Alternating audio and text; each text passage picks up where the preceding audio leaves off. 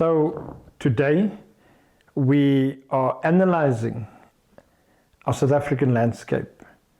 We're analyzing in context because what we do know is that our people are in dire need. There's poverty, there's inequality, and there's unemployment. Mm-hmm. And there's all these real issues in society. My own experience, being a former government person and a person that served in a mayoral position, a person that served in provincial ministries, and interesting enough in the infrastructure portfolio of South Africa, and then obviously also at a national level. What I've seen many a times, I've seen the challenges of the state having to do all these things, but a state that's not always able to deliver on services precisely because of objective and subjective challenges.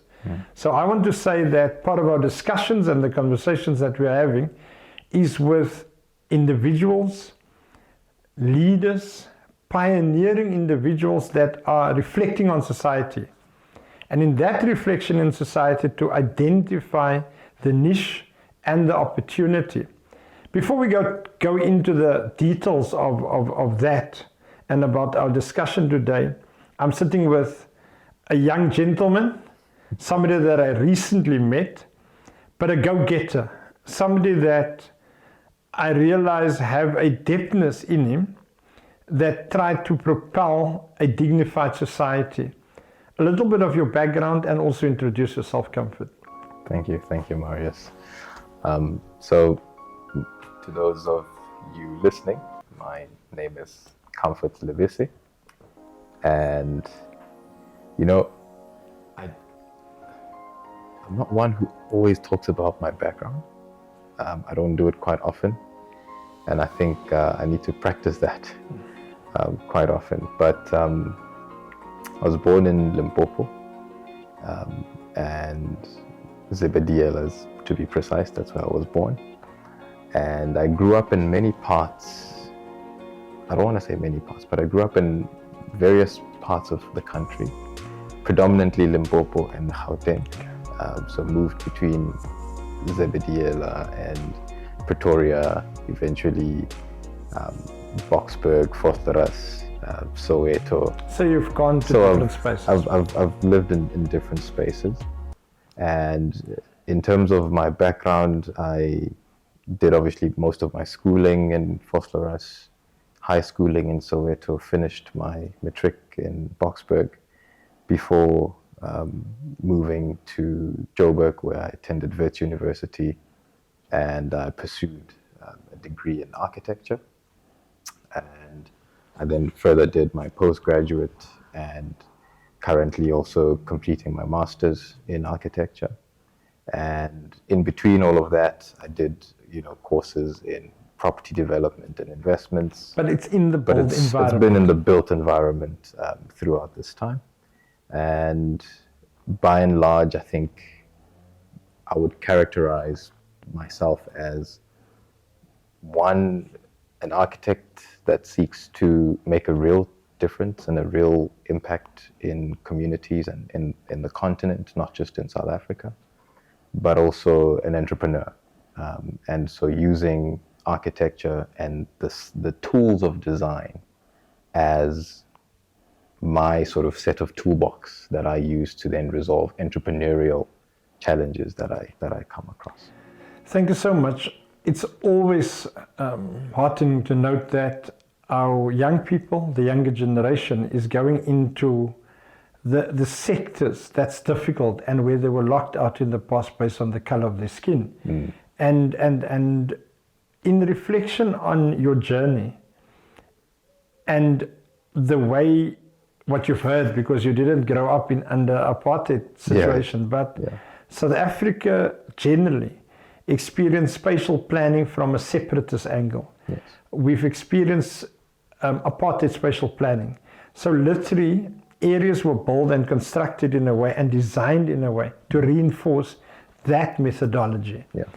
In your period of being a professional, how do you see the state and designs underpinning a process for more integrated planning process, or do you think there's still challenges? Just a strategic question. Yeah. So, I often say that, and I think this holds true. I'm yet to meet anybody that will prove me wrong on this particular point. But I often say that every single thing around us, every single thing is the product of design. Whether good or bad, everything is a product of design. The chairs we're sitting powerful, on, no? it's a product of design. Somebody sat down and thought about and designed the systems, the environments, the spaces, the clothes, the equipment, the cell phones, the cars that we experience on a day-to-day, right? So the same is true even for apartheid spatial planning, right? It wasn't by accident. Somebody sat down and conjured up that idea and designed it and came to a conclusion and, brought it to life. And so in addition to that statement, I often say that architects are one of the few people that get to walk into their dreams. You dream something up, and a few months later, you are quite literally walking in that dream. So, like literally, literally walking in it, right? Now, you mentioned where is there an opportunity from a governmental point of view to somehow undo, right? So how do you undo? Now, I must, possibly to my detriment, I must give credit to the designers of the apartheid spatial program. They did an incredible job. It was exceptionally well designed because it worked, right? So from the perspective of someone who was planning this, they did a very good job. They knew what they were doing. They knew what they were doing, right? You look at how the households are designed, you look at how the streets are designed, you look at how the cities are built. There's a documentary, and I forget the name, but it looks at cities in South Africa, and you see the spatial planning. You see how apartheid is written, is coded into our urban infrastructure, to the point where you can't even reimagine a new city, a new South African urban context without using the apartheid spatial program as your base. Interesting. Right. So that is part of the challenge, is how do you reimagine a city where 80% of the population was designed to exist on the periphery of opportunity, right? And where you say we're building cities that are inclusive, that are equitable, that are sustainable. But how do you do that when the bulk of your population is existing outside of that, right? So you need a completely different way of seeing economics, and it's not just about spatial planning anymore, but it's economic spatial planning. And I think architecture and architects have a very big role to play in redefining how we see our cities and sort of navigating a new way of thinking about spatial planning. Very complex stuff. Extremely. But I think clearly what we're having is the ability of entrepreneurs, the ability of practitioners in design, and the ability of the state to find ways to work together to conjure up this reimagined cities, this reimagined society. There's a document called the Carnegie Report. It was written in the late 30s, early 40s.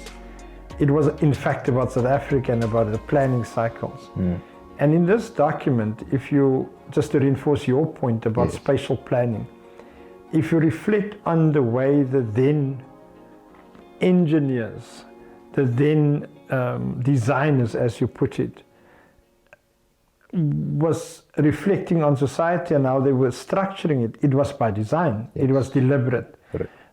I always quote a point that I say that I think they've done quite an exceptional job if it was not for the apartheid inclusion of it, if it was not for the segregation inclusion of it. So you are right, there's lessons, solid lessons to learn. Not all of the old is necessarily bad. And coming closer to yourself now, you mentioned you are also an entrepreneur.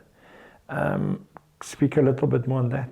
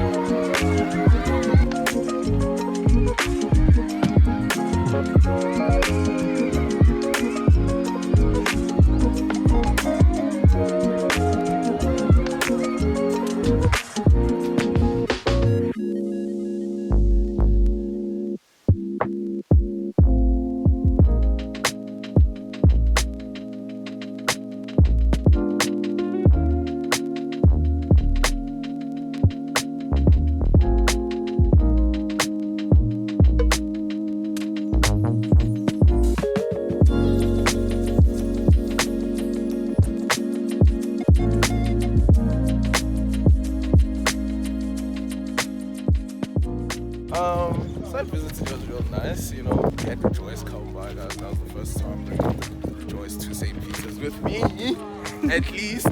So it was nice to do snagging with her, got to see the kids have fun. It was cute chaos. Mr. Comfort? Pro tip, if you're going to site, don't wear white shoes. I'm just saying.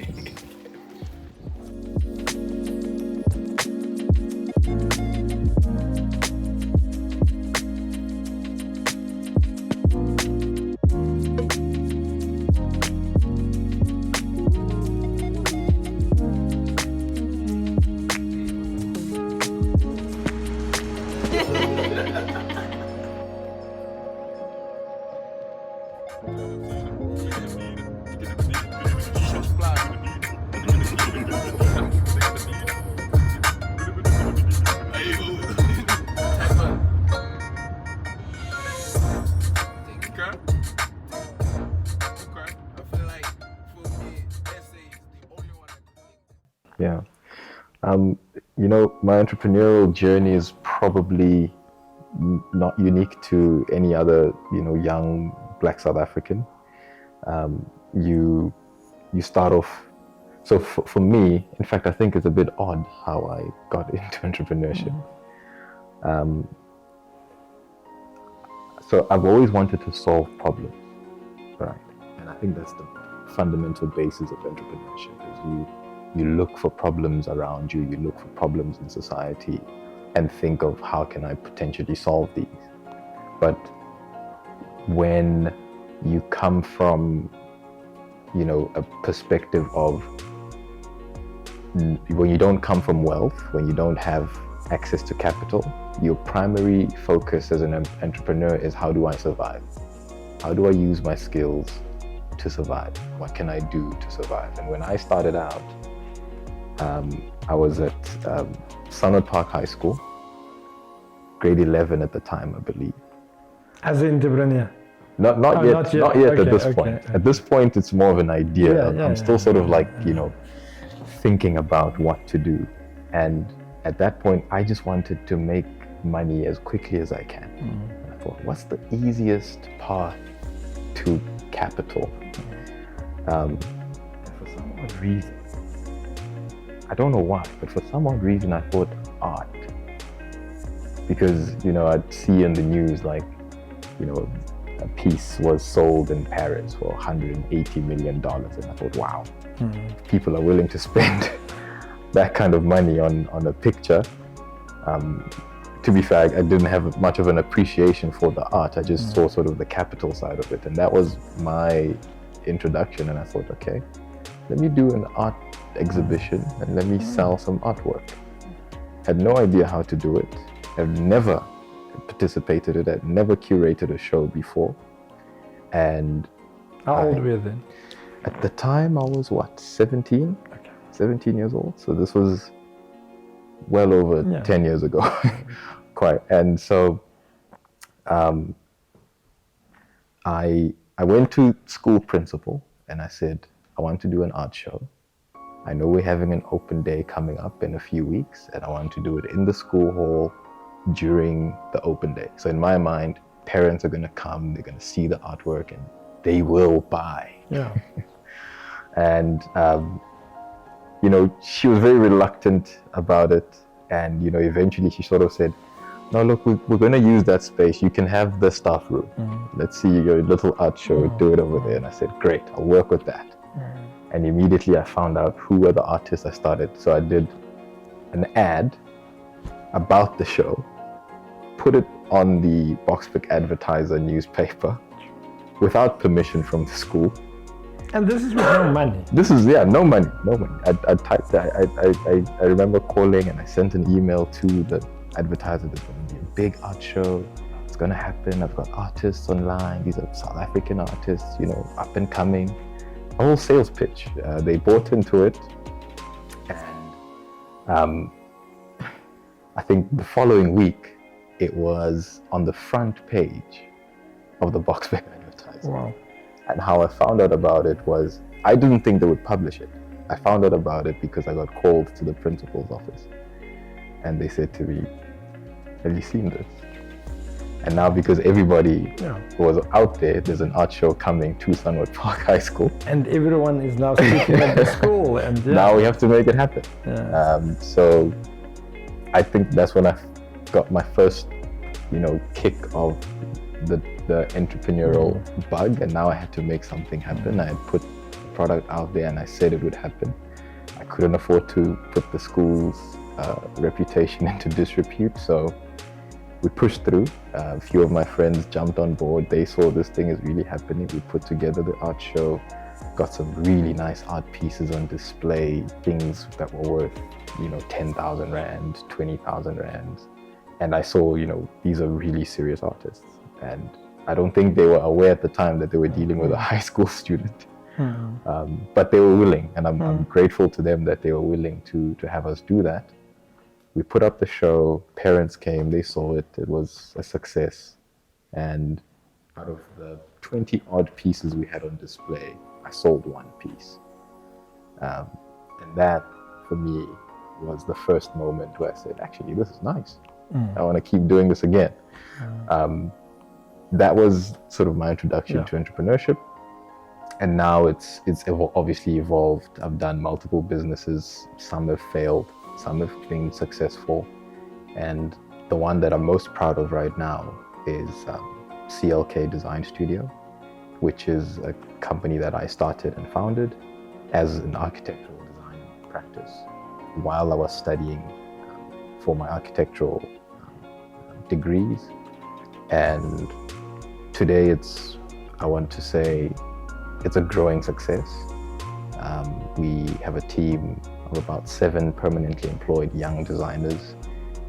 Innovation and all forward-looking stuff. All of that. And so our core focus is, taking cognizance of people and prioritizing people. So designing for people and thinking about the people that occupy the spaces that we design. And I think we want to solve problems for people, spatial problems. And so we use architecture as a tool, again, to solve real world problems spatially.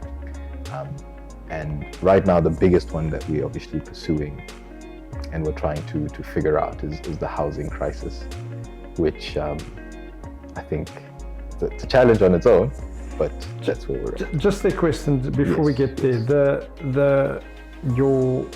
Your work currently, in terms of your entity, Yes. the type of housing, is it more your middle income? I'm speaking private sector now. Yes. The type of designs, because sitting with a young person, a message to the youth, clearly it's possible. You've achieved it. You are still growing. Yes. But what type of housing are you constructing in terms of your design process? So I think right now we've been fortunate in that we do a lot of high-end residential, largely private sector. What is high-end residential? So, I mean, if you're spending north of 20 million rand on a residence, that's I would consider that high-end. Anything between 5 and 10 million would sort of be, it would still be high end. So there's different levels, lower. but yeah, it's a bit on the lower side. But on the residential side, I think And typically, so it's the high end property market. Yes. And typically it's greenfields.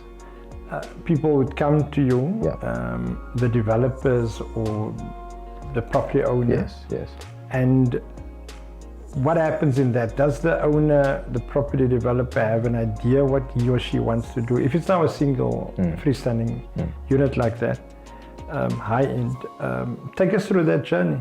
Okay, so oddly enough, it's for the 2 biggest high-end houses we've designed to date have all been brownfields. So existing properties, and the clients wanted to do something different with it. But I'll touch on the greenfield side. So Even if it's not greenfield, I just wanted to know from typical they're process. coming now to you and say they've got clear views, and you're just having to put it into your computer systems, etc. Or are you actually adding real value in thought and innovation? So I think our process in terms of how we approach design, we have what we call a 5D methodology. I'm still with 3D, by the way. You still with 3D? 3D. Shows. We've taken it up a notch. So the way we approach design as a process, because again, it is a process.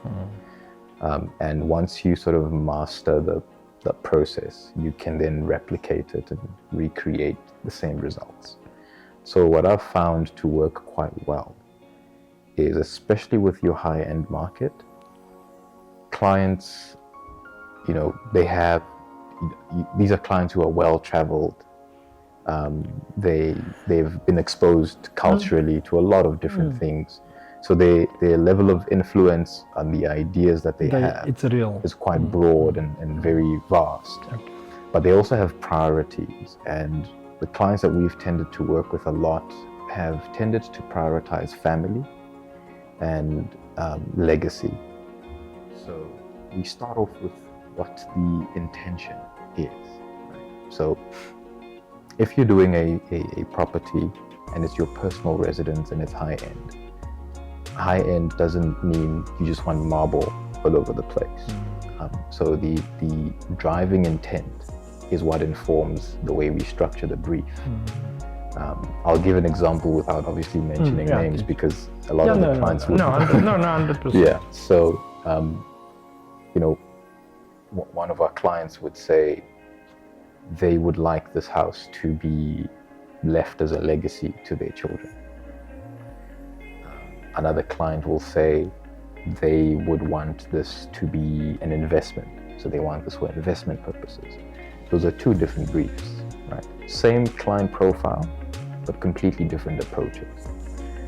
For investment purposes, we generally look at, we would do sort of analyses of the area to say, if you're investing, you don't want to find yourself in a negative equity position. So you start thinking about how do we design this from scratch such that even at the end of the project, you are still within, what's possible in the market. For legacy type positions, we look at things like longevity. We still look at that in an investment sense, but the focus when you're doing, it shifts slightly if your focus is more legacy and leaving something behind. So, no, thanks. I think for me it is important that the viewer can hear from a professional that whole process, and at times how difficult and how challenging it gets, but also the beauty of appreciation of the client when that wow factor happens. I want to say to our people out there that dream the impossible, because it is possible. Here you've got a young man that at the age of 17 came up with an idea and essentially didn't have money, but were able to build a foundation for an opportunity for himself and his family and the network, propelling that into the future, and now you have an established infrastructure, an established business. So clearly the world is your oyster. I want to say that because I come from the background of the government, I'm not in government currently, I saw how funding of the state is being used, and many a times we are not getting it right in the context of service delivery. Comfort, we've got a massive backlog in this country. Infrastructure is a massive challenge. Now, years back, I think you would have been at school. I was the provincial minister for public works and transport, and it was 2005 when Madiba, the president then, or he was then not the current president, what he did was President Madiba essentially got the World Cup, FIFA to be here. At that point, we knew we do not have enough infrastructure. We knew that the skills deficit in our country, there was a mismatch between the infrastructure built, because it's not a stadium building stadiums only, it's building, it's the design of the stadium, it is the transport routes to that stadium, it's the fan parks to that stadium, it is the movement of a people to and fro. And then you've used the word legacy, but it was also about legacy if beyond the World Cup. Will these stadiums be utilized or not? And will the infrastructure be utilized or not? Those were very interesting debates. But what we got right was a focus period in a sustained way, ensuring that there was delivery on task. The last couple of years, last 10 years, I feel that we have slacked into it. Now the economy is not what it was that time. We're sitting with a more cash-strapped economy. we're sitting with a stubborn high levels of inequality. But I still do believe that it is possible to make mega dents. We've seen that 50% of the human settlement budget has been sent back. We're experiencing over the last 30 years only 5 million units being constructed. I'm speaking low-cost housing, RDP. Yeah. And now sitting with a person that is a designer by profession, that reflect in the private sector. But I also do know that this backlog, it's going to take decades if we do not find alternative ways in housing delivery, or should I say integrated human settlement delivery. In your experience, and with today we have, you just said 5D, you have 6G, you've got telecoms, you've got ICT, we've got AI now, the world has changed. And is there ways to look at infrastructure development, in the housing infrastructure development, to do it differently and not to try and do the same things over and over and not actually yielding that results? We're sitting with urbanization. So our people stay in the rural areas over decades and they've moved because of work opportunities or the perception of work opportunities, and then they settle in informal settlements. So we've got thousands and hundred thousands of shack dwellers, and they are locked into a reality. Reimagine South Africa, reimagine our communities, reimagining our cities. Any thoughts about that? Right. So, you mentioned something which is quite important. In as you're speaking, you say, our people. That phrase is where it starts. So I think what a lot of people don't realize is that the apartheid spatial planning system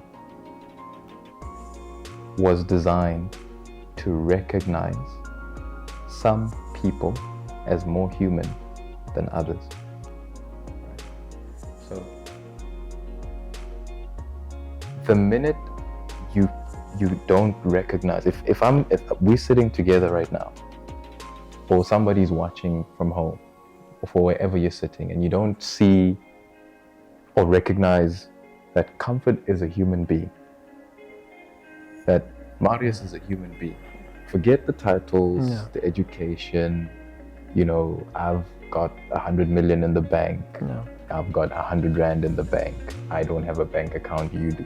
Let's forget the things that we accumulate through our experience of life in general.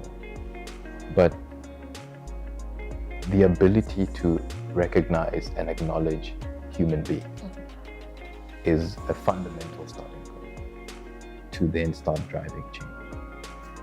When you don't care about people, you will not design spaces that are suitable for people. That's so profound what you're saying. That's so profound. So, and especially coming from a professional architect designer. Yes. And the in architecture school there's something called, and I'm sure it's also in other design disciplines, but I think it's been embedded heavily in architecture. The phrase is ergonomics, right? Things are designed with the human body in mind, right? Like what is the comfortable, optimal way that a person should experience a chair, a step, a transition, all of those things, right? So when we talk about housing and infrastructure and all of these things, these are things that are used by human beings, that are experienced by human beings. So if you do not acknowledge or have an appreciation for people's humanity, the focus will be what we experienced during apartheid, where it was about capital extraction, this very shrewd way of, I need to generate maximum profit. And people stop becoming people and they become utility. And that's how we end up with spaces that don't talk to human beings, right? Because they're not designed for human experience. And I think from a policy level, that's where it should start. I think now, there's this whole Batupili principles from a government point of view. I think they're trying to inculcate that thinking. It's being lost. But exactly. It's being lost. Exactly. There was a time when Batupele people first was Yes. very central. Yes. I think we've lost that. Yes. And it's something that needs to be re-engineered. Yes. People not to be seen as utilities. That was the statement that you've made. It's very profound. Meaning you argue that in design, in infrastructure, in whatever activity, in the built environment, one needs to put people at the center of that discussion. Correct.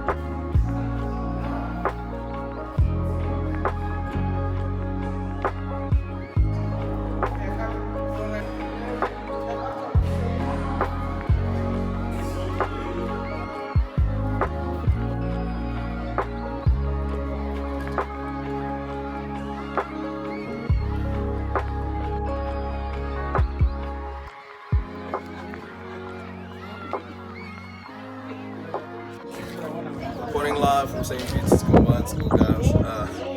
Wow, would you look at that? See, okay, it's done it again, man. You would believe, you'd say it's fake. But no, I can assure you, ladies and gentlemen, this is real life.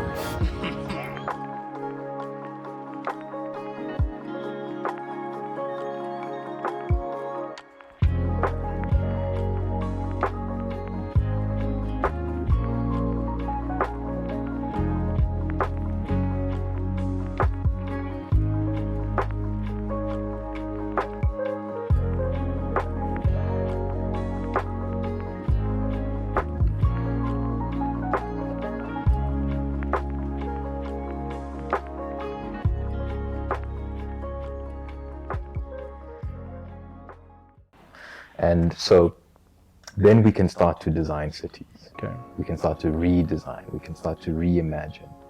And, in a context such as South Africa, with a deeply divided past, it's, I often don't like referring back to, it's because of apartheid. Mm-hmm. It feels like it was such a long time ago. Mm-hmm. But if you think about it in context, it wasn't that long ago. No.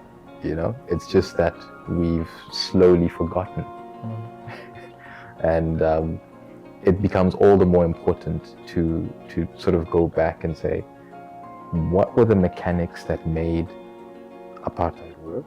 And you rightfully mentioned it's about division, segregation. Slowly but surely we are moving away from that. And in order to deliver services to people quickly, we need to, I think, appreciate human beings and people, more intentionally. Comfort, it's a journey. It's a beautiful journey. Yeah. But it is a journey, the way I look at it, a journey of hope, a journey of prosperity, a journey of possibilities. You indicated that path What is that final message that you would want to give to other young people? I can for sure tell you, our young people are unemployed and unemployable. So there's a skills mismatch. But you are youth, you are professional, you have gone through a process. We will be dealing at some stage with the infrastructural challenges and what is possible. But what is that final message from your side? You know, I always watch TV and they ask someone, what's your message to young people? What do you have to say? And you know, the response is always so generic, almost predictable. And I'm trying to think right now genuinely, what is a South African young person, what would they want to hear? There's a painful, I don't want to say painful, but it pained me anyway. I was driving to visit family in Soweto. And as I'm standing at the four-way stop, a young person comes up to my window and I realize he's holding up his CV. And I see civil engineering. And in that moment I thought, oh, Jesus, I think I could connect this young man to such and such, and you know, but I know they're not hiring at the moment because what do I do? But I took a CV nonetheless. And I wondered how many more young people like him are there.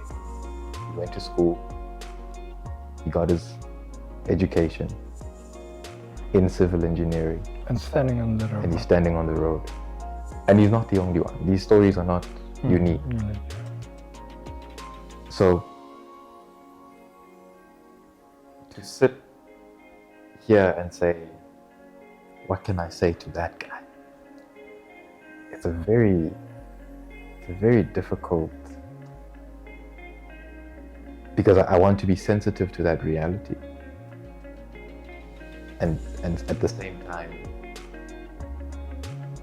offer what I believe is a path. I think young people in South Africa are not necessarily despondent or unemployable. I think they're frustrated. And some of them don't even know it. They're frustrated because they don't know who to call. They live in a country where it's not what you know, it's who you know. It's not how good you are, it's, you know, it's so what kind of message do we put out to young people who feel betrayed by a system that's supposed to work for them? And I think as a young person myself, it's a very difficult position to be in. But all I can really genuinely say is